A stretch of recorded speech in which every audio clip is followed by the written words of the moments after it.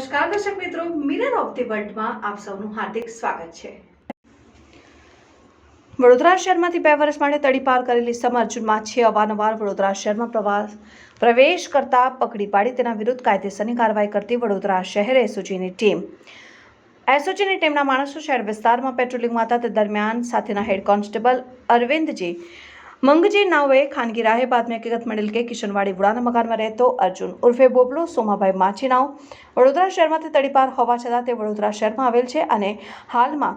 ચાચા નહેરુ નગરબા મારુતિ ફ્લેટની સામે ઊભું છે। જે હકીકતને આધારે પકડી પાડી સદરી ઇસમને વડોદરા શહેરમાં પ્રવેશ કરવા માટે કોઈ અધિકૃત અધિકારીશ્રીની પરવાનગી મેળવેલ છે કે કેમ બાબતે પૂછતા નહીં હોવાનું જણાવેલ, જેથી સદરી ઇસમે પોતે હદપાર હોવાનું જણાઈ આવતા વડોદરા શહેરમાં પ્રવેશ કરી પોલીસ કમિશનર સાહેબ શ્રી ઈ ડિવિઝન વડોદરા શહેર નાઓની કચેરીના તડીપાર હુકમ ક્રમાંક ગુપ્ત જાવક નંબરના હુકમનો ભંગ કરેલ, જેથી સદરી ઇસમ વિરુદ્ધમાં કાયદેસરની કાર્યવાહી કરી આગળની કાર્યવાહી માટે બાપુત પોલીસ સ્ટેશન ખાતે સોંપવામાં આવેલ।